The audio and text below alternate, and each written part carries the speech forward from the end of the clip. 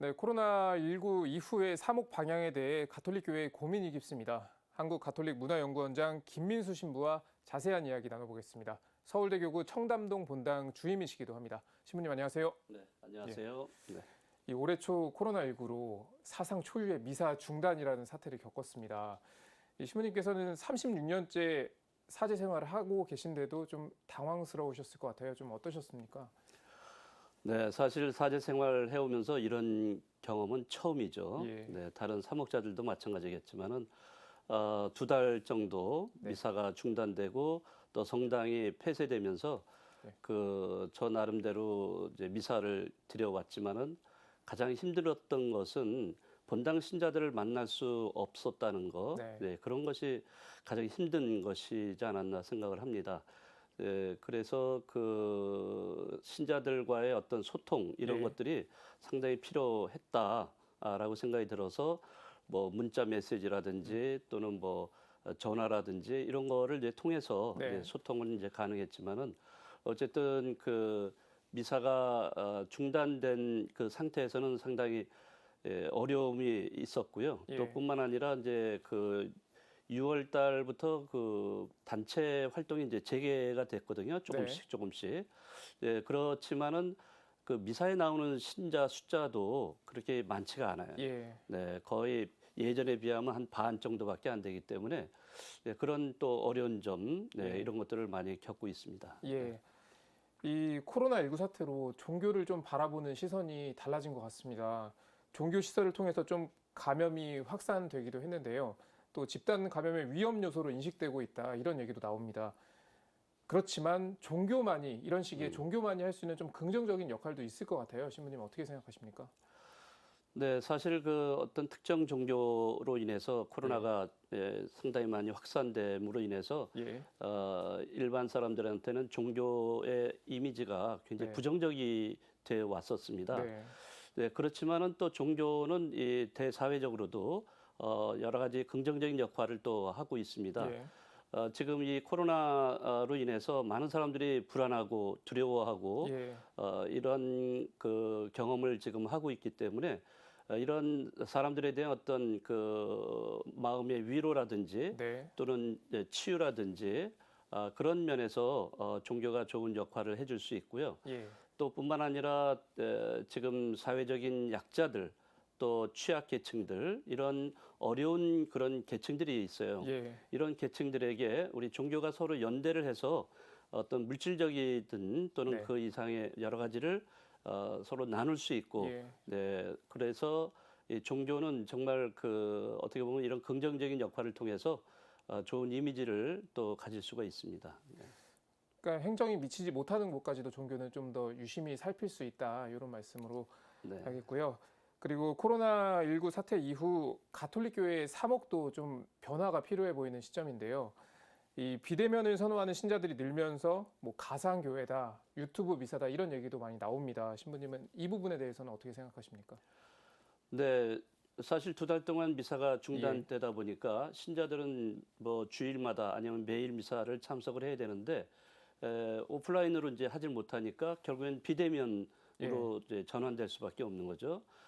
다행히 이제 우리 가톨릭 평화방송에서 영상 미사를 해왔기 때문에 네. 사람들이 이제 영상 미사를 이제 많이 보게 되고 또 뿐만 아니라 뭐 유튜브라든지 온라인을 통해서 그 미사를 이제 참여하게 예. 됐죠. 그런 면에서는 이제 비대면의 그런 소통, 커뮤니케이션이 이런 비상시국에는 굉장히 필요해요. 예. 그래서 교회는 이런 면을 좀 적극적으로 수용을 해서 어떻게 하든지 교회가 또는 본당이라든지 이 신자들과의 이 연결이 계속 이어져야 됩니다. 소통과 연결은 예. 어떤 방법으로든지 이루어져야 돼요. 그러니까 이럴 때는 비대면으로 해서 가상교회라든지 이런 온라인을 통해서 이거를 이제 요즘은 이제 언택트 문화라고 그러죠. 네. 네, 언택트 이런 문화를 활용을 해서 신자들과의 소통과 연결이 이루어질 수 있도록 좀 더 적극적으로 그런 거를 활용해야 된다라고 생각을 합니다. 예. 네. 자, 하지만 이 본당 공동체의 좀 소속감은 떨어질 수도 있다. 이런 우려도 있고요. 코로나19로 신앙생활에 소극적이었던 신자들의 좀 이탈 가능성도 거론이 됩니다. 교회가 어떻게 좀 대처를 해야 될까요? 예, 지금 현재도 많이 이탈을 했어요. 예. 이탈을 했고 또 소극적인 신자들도 많이 생겼고 예.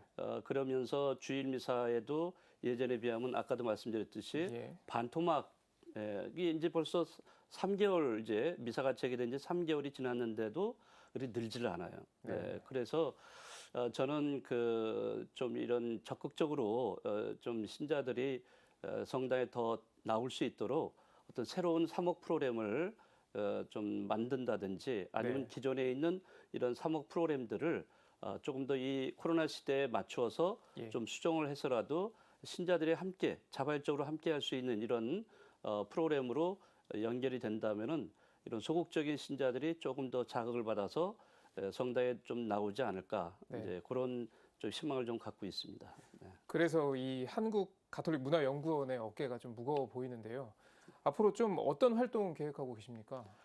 네, 얼마 전에 이제 저희 한국가톨릭문화연구원이 그 심포지엄을 개최했을 때 우리 가톨릭 평화방송과 공동 기획을 예. 했던 적이 있습니다. 그런 것뿐만 아니라 이제 가을에는 저희가 그 아동과 스마트폰 중독이라는 주제를 가지고 세미나도 열고 또 뿐만 아니라 이제 교회에 도움이 될 수 있는 네. 여러 가지 그 프로그램을 연구도 하고 개발도 하고 또 적용도 해보는 그런 노력을 좀 하려고 생각하고 있습니다. 예. 이 코로나19 사태를 겪으면서 몸과 마음이 지친 신자들이 많습니다. 또 좀 이 신앙생활이 좀 느슨해졌다 이렇게 얘기하는 신자들도 있는 것 같은데요. 끝으로 신자들에게 한 말씀 해주신다면요. 네, 신앙생활은 네. 아무래도 하느님과 나와의 관계, 또 나와 공동체의 관계 이런 것들이 좀 차원이 있어요. 그래서 우선 신앙인들이 각자 자기 성찰하는 예. 시간, 이런 기도하는 시간이 상당히 필요하다고 생각합니다. 이러한 때에 내가 어떻게 지금까지 살아왔는지 자신의 삶을 돌아보기도 하고 예. 또 그러면서 하느님과의 관계를 또 돈독히 할 수 있는 이런 시간을 좀 가져보면 어떤가. 그래서 뭐 성경도 좀 읽고 예. 또 기도도 하고 또 그러면서 또 뭐 이 유튜브라든지 이런 걸 통해서 또 좋은 프로그램들이 많잖아요. 네. 네, 이런 것도 좀 시청도 하면서 자기의 신앙을 좀 길러가고요. 그러나 이제 너무 또 이 온라인 쪽으로만 기울어지게 되면은 사실 교회는 공동체거든요. 예. 직접 만남의 그런 기회도 필요합니다. 네. 그래서 이런 거를 잘 조절을 해서 신앙생활을 해나가면 좋겠다 이런 생각이 듭니다. 네, 알겠습니다. 네, 지금까지 한국가톨릭문화연구원장 김민수 신부님과 자세한 이야기 나눠봤습니다. 신부님 오늘 말씀 고맙습니다. 네, 감사합니다.